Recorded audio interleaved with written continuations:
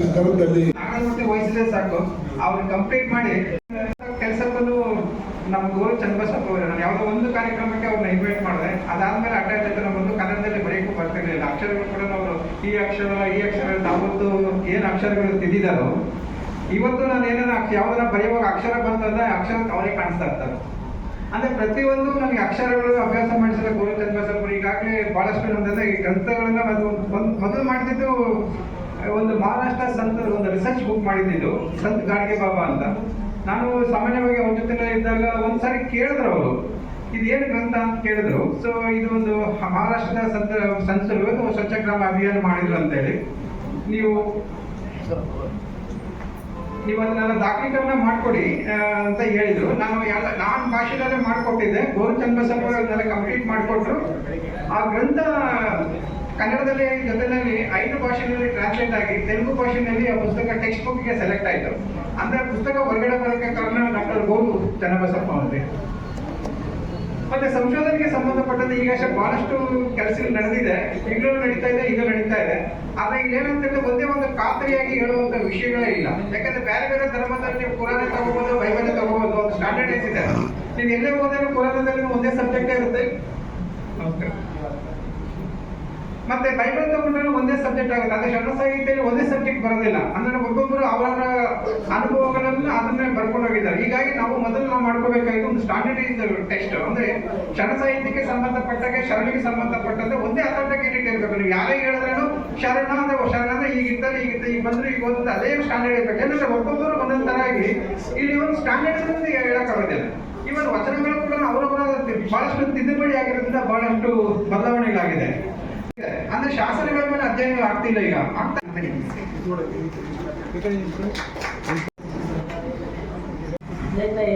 ಹೊಸೂರಲ್ಲಿ ಕಾರ್ಯಕ್ರಮ ಇತ್ತು. ಬರ್ತಾ ನಾನು ಹೇಳಿದ್ದೆ ಬೆಳಗ್ಗೆ ವಿಶೇಷ ಕಾರ್ಯಕ್ರಮ ಇದೆ ಸರ್, ಏನು ಮಾಡೋದು ಅಂತ. ಮಧ್ಯಾಹ್ನ ಸಂಜೆ ಹಾಕೊಳ್ತೀನಿ ಅಂತ ಹೇಳಿದ್ರು. ನೋಡ್ಬಿಟ್ಟು ನಾನು ಗಾಬರಿ ಆಗ್ಬಿಟ್ಟು ಅದನ್ನು ಕ್ಯಾನ್ಸಲ್ ಮಾಡಿಕೊಂಡು ತುಂಬ ಖುಷಿ ಆಯಿತು. ಅದರಿಂದ ಮಾಡಿರ್ತಕ್ಕಂಥದ್ದು ತುಂಬ ತುಂಬ ತುಂಬ ಅದ್ಭುತವಾದಂಥದ್ದು. ಅದು ಸತತವಾಗಿ 18 ವರ್ಷಗಳ ಕಾಲ ಸತತವಾಗಿ ಮಾಡ್ಕೊಂಡು ಬಂದಿದ್ದಿಲ್ಲ, ಅದೊಂದು ಸಾಧನೆ. ಆ ಸಾಧನೆಗೆ ನಾನು ಅನಂತ ಧನ್ಯವಾದಗಳನ್ನು ಮಾಡ್ತಾರೆ. ಎಲ್ಲರೂ ಸಹ ಯಾರ್ಯಾರು ಮಾಡಿದ್ರು ಎಲ್ಲರೂ ಸಹ ಒಂದು ಮಾತು ಗೋಚಂ ಅಪ್ಪಾಜಿಯವರು ಏನು ಹೇಳಿದ್ರೆ, ಎಷ್ಟು ಜನ ಇರಲಿ, 5 ಜನ ಇದ್ದರೆ ಮಾಡಬೇಡಿ, 10 ಜನ 15 20 25 ಜನ ಎಷ್ಟೇ ಜನ ಇದ್ದರೂ ಸಹ ಮಾಡಿ ಅಂತ ಒಂದು ಮಾತು ಹೇಳಿದ್ರು. ಅದು ಸತ್ಯವಾದಂಥ ಮಾತು. ಯಾಕೆಂದ್ರೆ ಅವರಲ್ಲಿ ಅನೇಕ ವಿಚಾರಗಳು ತುಂಬಿ ತುಳುಕಾಡಿದೆ ವಿಚಾರಗಳು. ಅವ್ರು ಹೇಳ್ತಾ ಇದ್ರು, ಒಂದೊಂದು ಸಾರಿ ಹೇಳಿದಾಗ ಬೇರೆ ಬೇರೆ ವಿಚಾರಗಳನ್ನ ಹೇಳ್ತಾ ಇದ್ದಾರೆ. ಇನ್ನೂ ಕೇಳಿಸ್ಕೋಬೇಕು ಅಂತಿದ್ರು. ಇವತ್ತು ಮಾತಾಡಿದ್ದು ಭಾಳ ಚೆನ್ನಾಗಿತ್ತು. ನಾವೆಲ್ಲ ಸದೇಕ ಚಿತ್ತದಿಂದ ಏಕಾಂತದಿಂದ ಎಲ್ಲರೂ ಸಹ ನಾವು ಕೇಳಿದ್ದೀವಿ. ಸೊ ಅವ್ರು ಹೇಳಿದಂಥ ನಾವು ನಡೆದ್ಬಿಟ್ರೆ ಖಂಡಿತ ನಾವು ಸಾರ್ಥಕ ಜೀವನ ಮಾಡಿದಾಗತ್ತೆ ಅಂತ ಹೇಳ್ತಾ ನಮ್ಮ ಸ್ವಾಮೀಜಿಗಳ ಪಾದಗಳಲ್ಲಿ ನಮನಗಳನ್ನು ಅರ್ಪಿಸ್ತಾ, ನಮ್ಮ ಅಶೋಕ್ ನೂರೂರವರು ಎಂಥ ಒಂದು ಸಾಧನೆ ಮಾಡಿದ್ದಾರೆ. ಅವರ ತಪಸ್ಸು ಅನಿಸುತ್ತೆ ನನಗೆ. ಸಾಧನೆ, ತಪಸ್ಸು, ಸಿದ್ಧಿ ಅಂಥೇಳಿ ಫಲ ಸಿಗುತ್ತೆ ಅಂತ ಹೇಳ್ತಾರೆ. ಅದಕ್ಕೆ ಪದ್ಮಶ್ರೀ ಅವರನ್ನು ಪ್ರಶಸ್ತಿಯನ್ನು ಅವರಿಗೆ ಬರಲಿ ಅಂಥೇಳಿ ನಾನು ಬಸವೇಶ್ವರಲ್ಲಿ ನಾನು ಪ್ರಾರ್ಥಿಸ್ಕೊಳ್ತೇನೆ. ನಿಮ್ಮೆಲ್ಲರ ಅಭಿಮಾನದ ಪ್ರೀತಿಯ ಮಮತೆಯ ನಮ್ಮೆಲ್ಲರ ಸೋಕ್ಷಿರೋರು ಅವರು ಮಾತಾಡಾದ್ಮೇಲೆ ನಾನು ಮಾತಾಡ್ತೀನಿ ಅಂದೆ. ಆದರೆ ನಮ್ಮ ಫಾದರ್ ಸೈಡ್ನಾಗಿದ್ದಾರೆ ನಮ್ಮ ರತ್ನಾಕಾಶ್ ಮೂರ್ತಿಯವರು, ಇಲ್ಲ ನೀವು ಮಾತಾಡ್ಬಿಡಿ ಆಮೇಲೆ ಸರ್ ಮಾತಾಡ್ತಾರೆ ಅಂತ ಫಾದರ್ಸನೇ ಅವರು. ಆಮೇಲೆ ಗೋಚಂ ಅಪ್ಪಾಜಿಯವರು ಏನೋ ಅವ್ರ ಬಗ್ಗೆ ಒಂದು ಮಾತು ಹೇಳಿದ್ರು, ತುಂಬ ಚೆನ್ನಾಗಿತ್ತು. ಅದೇನೋ ಹೇಳಿದ್ರು, ನಾನು ಕೊಟ್ಬಿಟ್ಟೆ. ಈಗ ನಿದ್ದೆ ಮಾಡಲ್ಲ ಅಂತ, ನಿದ್ರೆ ಬರಲ್ಲ. ಯಾಕೆ ಅಂದರೆ ಸದಾ ಆ ಕೆಲಸ ಈ ಕೆಲಸ, ಕಾರ್ಯಕ್ರಮ ಈ ಕಾರ್ಯಕ್ರಮ ಅಂತೇಳಿ ನಾಟಕ ಎಲ್ಲಿ ಮಾಡ್ತದ್ದು, ಏನು ಮಾಡೋದು, ಯಾವ ರೀತಿ ಮಾಡ್ತಕ್ಕಂಥದ್ದು ಅಂಥೇಳಿ ಅವರ ಇದರಲ್ಲಿ ಓಡಾಡ್ತಾನೇ ಇರುತ್ತೆ. ಮನಸ್ಸಲ್ಲಿಯೂ ಸಹ ಅದು ಇರುತ್ತೆ. ಕನಸಲ್ಲಿ ನಾನು ಮಾತಾಡ್ಕೊಂಡಿರ್ತಾರೆ ಅಂತ ಅವ್ರು ಮತ್ತೆ ಇವಾಗ ನಾವು ಕೇಳಬೇಕಾಗ್ತದೆ. ಕೂಗೋಗ್ತಿತ್ತು, ಮಾತಾಡ್ಬಿಟ್ಟು ಮಿಲಿ ಮಿಲಿ ಮಿಲಿ ಅಂತ ನಾಗರಾಜ್ ಮೂರ್ತಿಯವರು ಹೇಗೆ ಓಡಾಡಿದ್ರು ಅಂದರೆ ಈಗ ನಾಲ್ಕರಿಂದ ಇತ್ತಲ್ಲಿ ಚೆನ್ನಾಗಿ ಬರಲಿಲ್ಲ, ಏನು ಮಾಡೋದು ಅಂತಂದ್ಬಿಟ್ಟು ಅಂತೂ ಇಂತೂ ಎಲ್ಲರೂ ಬಂದರು ಅಂತ ಹೇಳಿ ನಾವು ಸಂತೋಷ ಪಡಬೇಕಾಗುತ್ತೆ. ನಮಗೆಲ್ಲರೂ ನಾನು ತುಂಬ ಧನ್ಯವಾದ ಅರ್ಪಿಸ್ತೇನೆ. ಏಕೆಂದರೆ ಜನ ಇಲ್ಲ ಅಂತಂದರೆ ಕಾರ್ಯಕ್ರಮ ಭೂಷಣ ಇರೋಲ್ಲ ಅಂತ ಹೇಳ್ಬಿಟ್ಟು ಅದೇ ನಮಗೆ ಸಂಘಟನೆ ಇಲ್ಲ.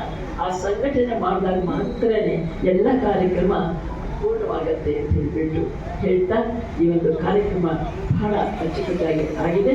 ಮತ್ತು ಅನೇಕ ವಿಚಾರಗಳು ತಿಳಿದೆ. ಇವತ್ತಂತೂ ಸುಮಾರು ವಿಚಾರಗಳನ್ನು ನಮ್ಮ ಗೌರಚ ಅವರು ನಮ್ಗೆ ತಿಳಿಸಿದ್ದಾರೆ. ಈಗ ಸ್ವಾಮೀಜಿಗಳು ಸಾಹೇಬರೆಲ್ಲ ತಿಳಿಸ್ತಾರೆ. ಅದರಲ್ಲಿ ನಮ್ಮ ಸೋಮಶೇಖರ್ ಅವರು ಗೌರಚ ಅವರು ಮಾತಾಡಿದ್ರು. ಸೋಮಶೇಖರ್ ಇದನ್ನು ಬಹಳ ಚೆನ್ನಾಗಿತ್ತು, ಅವ್ರ ಮಾತನ್ನು ಕೇಳಲಿಕ್ಕೆ ಬಹಳ ಖುಷಿ ಆಗ್ತಾ ಇತ್ತು ಅಂತ ಹೇಳ್ಬಿಟ್ಟು ನೆನಪು ಮಾಡಿಕೊಟ್ರು ಅದನ್ನು. ಸೊ ಅದರಿಂದ ತಮ್ಮೆಲ್ಲರ ಒಂದು ಆಶೀರ್ವಾದದಿಂದ ಪದ್ಮಶ್ರೀ ಪ್ರಶಸ್ತಿ ಬಂದಿದೆ ಅಂತ ಹೇಳಿ ತಮ್ಮೆಲ್ಲರಿಗೂ ನಾನು ಧನ್ಯವಾದ ಅರ್ಪಿಸ್ತೇನೆ.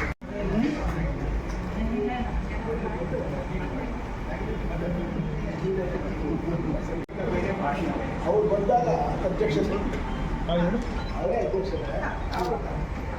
ಎಲ್ಲರೂ ಕೂಡ ಈ ದೇಶ ಕಂಡಂಥ ಅತ್ಯಂತ ಚೈತನ್ಯಶೀಲ ಜೀವಿಗಳು.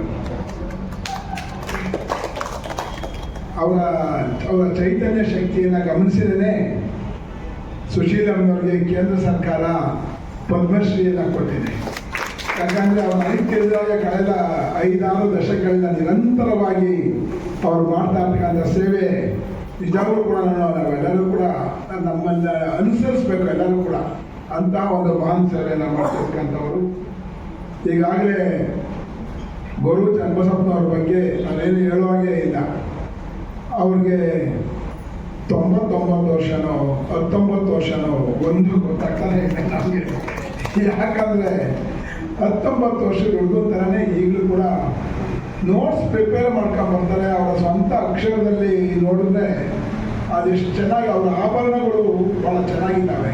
ನಂದು ಕೂಡ ಕಿವಿ ತೋಪಾಗ್ಬಿಟ್ಟಿದೆ.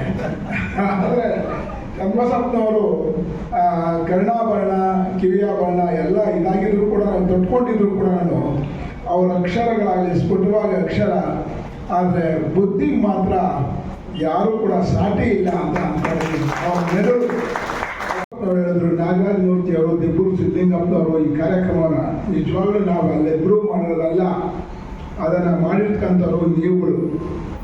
ವಿಶೇಷವಾಗಿ ನನಗೆ ಸಂತೋಷ ಅಂದರೆ ನಾನು ಬಂದಮೇಲೆ ದಿಬ್ಬೂರು ಗಿರೀಶ್, ಗೀತಾ ಜಯಂತ್, ಪ್ರಮೀಳಾ ಶಂಕರ್ಡಿ, ಹಾಗೆ ನಮ್ಮ ರಾಜಶೇಖರ್,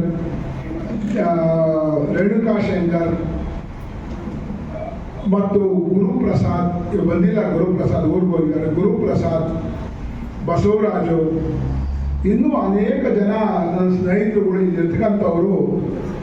ಅವ್ರ ಮನೆಯಲ್ಲಿ ಏನೇ ಕಾರ್ಯಕ್ರಮ ಇರಲಿ, ಏನೇ ಕೆಲಸ ಇರಲಿ, ಅವನ್ನೆಲ್ಲವನ್ನು ಕೂಡ ಬಿಟ್ಟು ಬಂದು ಇಲ್ಲಿ ಈ ಒಂದು ಚೈತನ್ಯ ಸಂಜೆಯನ್ನು ಯಶಸ್ವಿಗೊಳಿಸ್ತಾ ಇರ್ತಕ್ಕಂಥವ್ರು.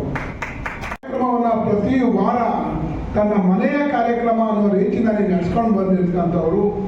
ವಿಶೇಷವಾಗಿ ಗೀತಾ ಜಯಂತು, ದಿಬ್ಬೂರು ಗಿರೀಶ್ ಮತ್ತು ಇನ್ನೊಂದು 5-6 ಜನ ನಡೆಸ್ತಿದ್ದಾರೆ. ಇತ್ತೀಚಿನ ದಿನಗಳಲ್ಲಿ ನಮ್ಮ ಮೃತ್ಯುಂಜಯ, ಬಸವರಾಜು ಎಲ್ಲರೂ ಕೂಡ ಬಹಳ ಕ್ರಿಯಾಶೀಲವಾಗಿ ಕೆಲಸವನ್ನು ಮಾಡ್ಕೊಂಡು ಬರ್ತಾ ಇದ್ದಾರೆ.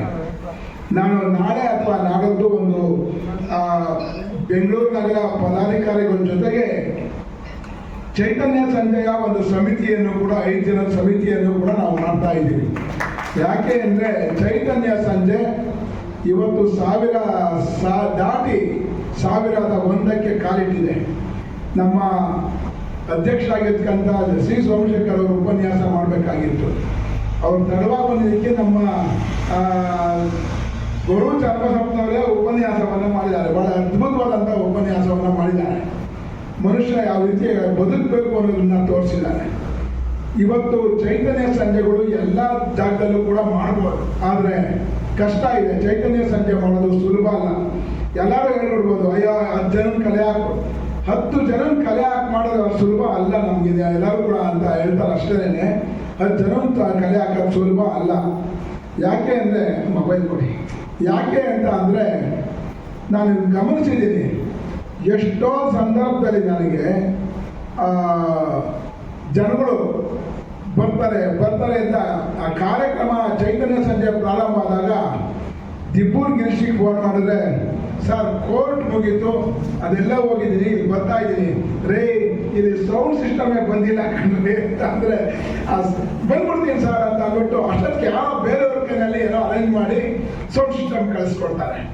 ಇನ್ಯಾರೋ ಏನೋ ಮಾಡ್ತಾರೆ, ಮತ್ತೊಬ್ರು ಏನೋ ಮಾಡ್ತಾರೆ. ಅಂದರೆ 5:30 6 ಗಂಟೆವರೆಗೂ ಚೈತನ್ಯ ಸಂಜೆ ಶುರುವಾಗೋವರೆಗೂ ಗೀತಾ ಜಯಂತವು ಅಥವಾ ಪ್ರಮೀಳಾ ಗಾಡಿ ಅಲ್ಲಿ ಕೂತ್ಕೊಂಡ್ಬಿಟ್ರೆ ಅವರ ಕಾರ್ಯಕ್ರಮ ದಿವಸ ಟೆನ್ಷನ್ನು, ಯಾರು ಬರ್ತಾರೋ ಯಾರಿಲ್ವೋ ಅಂತ.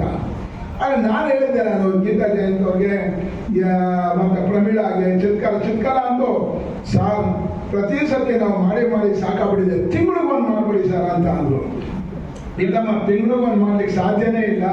ಯಾಕೆ ಅಂದರೆ ನಾವು ಮತ್ತೆ ಮಾಡ್ಕೊಂಡು ಬಂದಿದ್ಕಂಥದ್ದೇ ವಾರಕ್ಕೆ 1 ದಿವಸ ಅಂತ ಅಂದ್ಬಿಟ್ಟು ಪ್ರತಿ ವಾರ ಮಾಡಲೇಬೇಕು, ಹಾಗೆಲ್ಲ ತಿಂಗಳು ಒಂದ್ಸತಿ ಮಾಡೋಕ್ಕೆ ಆಗೋದಿಲ್ಲ ಅಂತ ಅಂದೆ.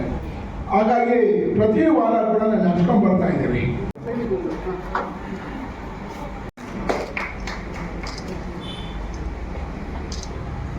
ಇಲ್ಲಿನ ಕೋಟೆಯವರು ಬೆಂಗಳೂರು ದಕ್ಷಿಣ ವಿಭಾಗದ ಅಧ್ಯಕ್ಷರು.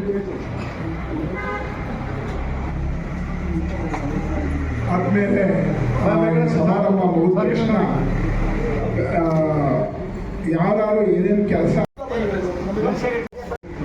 ಸರಿ ಕಡೆ ನೋಡಿ ಸರ್.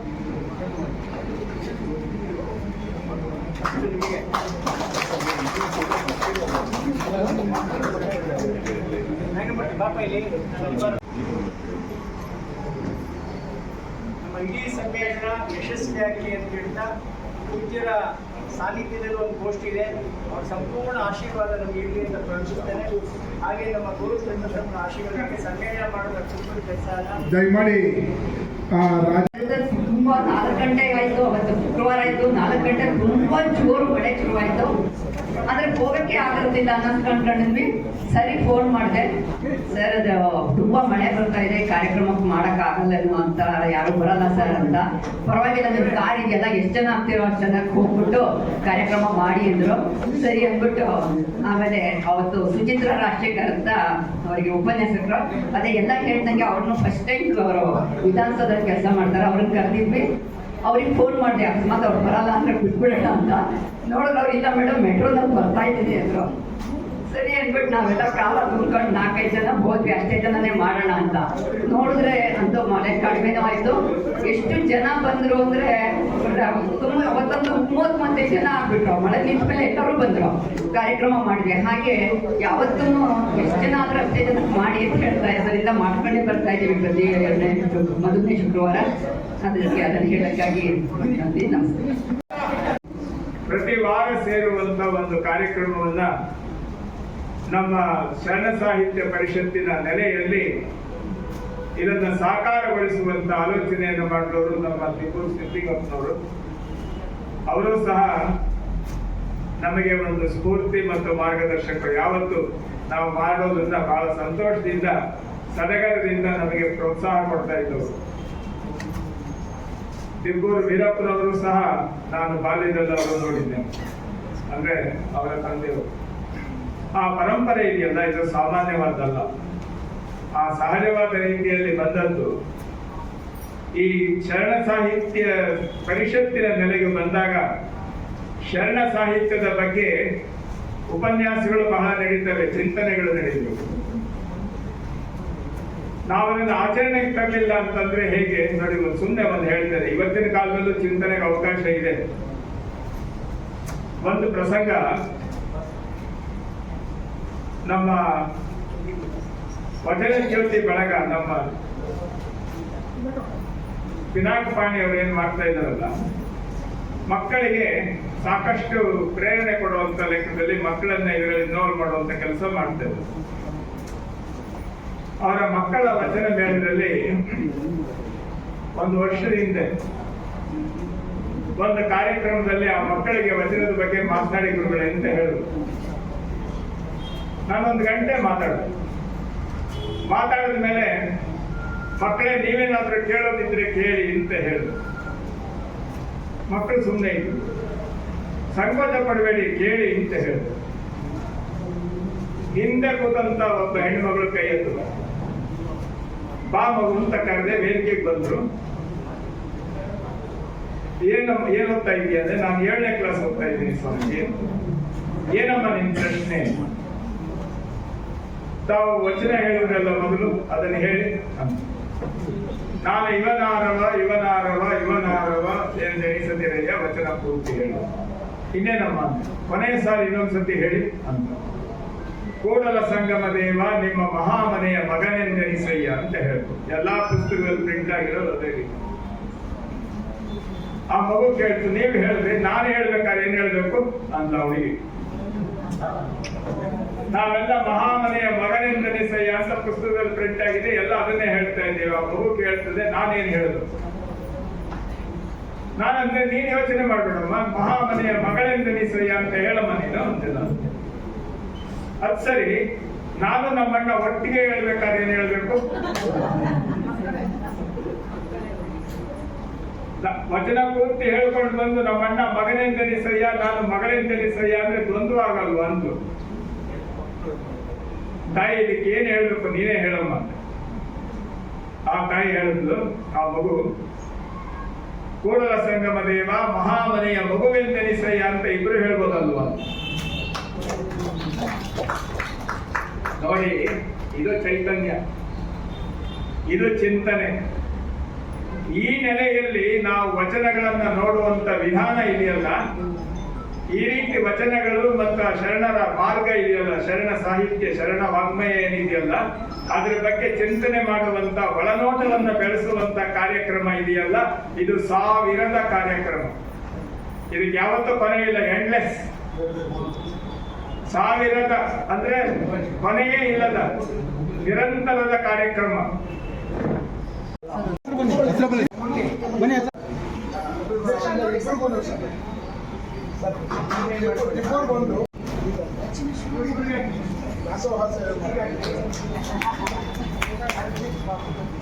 ಎಲ್ಲರಿಗೂ ಶರಣ.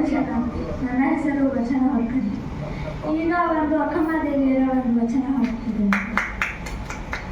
ಅಲ್ಲ, ಶರಣ ಸಾಹಿತ್ಯ ಪರಿಷತ್ತಿನ ನೆಲೆಯಲ್ಲಿ ನಮ್ಮ ದಿಬ್ಬೂರು ಸಿದ್ಲಿಂಗಪ್ಪನವರ ಒಂದು ಸಂಕಲ್ಪ ಏನಿದೆಯಲ್ಲ, ಅದು 1001 ಕಾರ್ಯಕ್ರಮಗಳು ನಿರಂತರವಾಗಿ ನಡೆದಿವೆ, ಯಾವುದು ವ್ಯತ್ಯಾಸ ಇಲ್ಲದಾಗ. ಇದು ಸಾಮಾನ್ಯ ಅಲ್ಲ. ಆಮೇಲೆ ಇನ್ನೊಂದು, ಶರಣ ಸಾಹಿತ್ಯ ಸಮ್ಮೇಳನ, ಶರಣ ಸಾಹಿತ್ಯ ಪರಿಷತ್ತು ಅಂದ್ರೆ ಬರೀ ಭಾಷಣದ ಕಾರ್ಯಕ್ರಮ ಅಲ್ಲ, ಜೀವನವನ್ನು ಪರಿಶುದ್ಧ ಮಾಡಿಕೊಳ್ಳುವಂಥ ನೆಲೆಯಲ್ಲಿರುವ ಕಾರ್ಯಕ್ರಮ. ಅವರ ಸಂಕಲ್ಪ ಇವತ್ತು 1000ವನ್ನು ತಲುಪಿ ಇನ್ನೂ ಮುಂದುವರಿಯುವಂಥ ಸನ್ನಿವೇಶ ಇದೆಯಲ್ಲ, ಅದಕ್ಕೆ ಎಲ್ಲರೂ ಸ್ಫೂರ್ತಿಯನ್ನು ಪಡೆಯೋದಕ್ಕೋಸ್ಕರ ಇಲ್ಲಿ ಬಂದಿದ್ದಾರೆ. ಕಾರ್ಯಕ್ರಮ ಚೆನ್ನಾಗಿದೆ. ನೀವು ಕೇಳಿ ಸರ್, ನೀವೊಂದು 2 ನಿಮಿಷ ಮಾತು ಬಿಡಿ ಎಲ್ಲ ನೋಡಿ. ಸುಮಾರು 20 ವರ್ಷದಿಂದ ಇದು ಚೇತನ ಸಂಜೆ ನಡೆಸ್ಕೊಂಡ್ಬರ್ತಾ ಇದ್ದಾರೆ. ಗುರು ಚನ್ನಬಸಪ್ಪ ಅವರ ಆಶೀರ್ವಾದ ಮತ್ತು ಮಾರ್ಗದರ್ಶನದಲ್ಲಿ ದಿಬ್ಬೂರು ಸಿದ್ಲಿಂಗಪ್ಪರು 17 ವರ್ಷ ಅಧ್ಯಕ್ಷರಾಗಿರೋದ್ರಲ್ಲಿ ಇದು ಶುರು ಆಯ್ತಿದ್ದು. ಈಗ ಇದು 1000 ಇದಾಗಿದೆ. ಇದರಿಂದ ತುಂಬಾ ಜನ ಕಲಾವಿದರು, ವಚನಕಾರರು ಮತ್ತು ಸಂಗೀತಗಾರರು, ನಿರೂಪಣೆಗಾರರು ಇದರಿಂದ ತಯಾರಾಗಿ ಹೋಗಿದ್ದಾರೆ. ಮೊದಲು ಬಸವ ಸಮಿತಿಯವರು ಸೋಮವಾರ ಅಲ್ಲಿ ಮಾಡ್ತಿದ್ರು. ನಮ್ಮ ತಂದೆಯವರು ಅದು ನೋಡಿ ಇಲ್ಲಿ ಶುಕ್ರವಾರ ಶುರು ಮಾಡಿ, ಯಾಕೆಂದ್ರೆ ಇಲ್ಲಿಂದ ಅಲ್ಲಿ ಹೋಗೋದಕ್ಕೆ ವೆಹಿಕಲ್ ಪ್ರಾಬ್ಲಮ್ ಇತ್ತು ಮತ್ತು ವಯಸ್ಸಾದ್ರೆ ರಾತ್ರಿ ಕತ್ಲಾಗ್ತಾ ಇತ್ತು, ಅವ್ರು ಹೋಗಕ್ಕೆ ಆಗ್ತಾ ಇರಲಿಲ್ಲ, ಅಡೆತಡೆ ಇತ್ತು. ಆ ಉದ್ದೇಶದಿಂದ ಚೈತನ್ಯ ಸಂಜೆ ಶುಕ್ರವಾರ ಇಲ್ಲಿ ನಮ್ಮ ಸುತ್ತೂರು ಶ್ರೀಗಳ ಆಶೀರ್ವಾದದಿಂದ, ರಾಜೇಂದ್ರ ಸ್ವಾಮಿಗಳ ಒಂದು ಆಶೀರ್ವಾದದಿಂದ, ಗುರು ಚನ್ನಬಸವರ ಮಾರ್ಗದರ್ಶನದಲ್ಲಿ ಇಲ್ಲಿ ಮಾಡಿ ಅದು ಯಶಸ್ವಿಯಾಗಿ ಇವತ್ತು 1000 ಆಗಿರೋ ಸಂಭ್ರಮಕ್ಕೆ 1001 ಉಪನ್ಯಾಸವನ್ನು ಪರಮ ಪೂಜ್ಯ ಬೇಡಿಮಠ ಸ್ವಾಮಿಗಳು, ಡಾಕ್ಟರ್ ಸಿ ಸೋಮಶೇಖರ್ ಅವರು, ನಾಗರಾಜ ಮೂರ್ತಿ ಅವರು, ಸುಶೀಲಮ್ಮನವರೆಲ್ಲ ಸೇರಿ ಮಾಡಿಕೊಟ್ಟಿದ್ದಾರೆ. ಇದೇ ರೀತಿ ಇನ್ನೂ 1000 ಆಗಲಿ ಅಂತ ಆಶಿಸ್ತಾ ಇದ್ದೀನಿ. ಧನ್ಯವಾದಗಳು.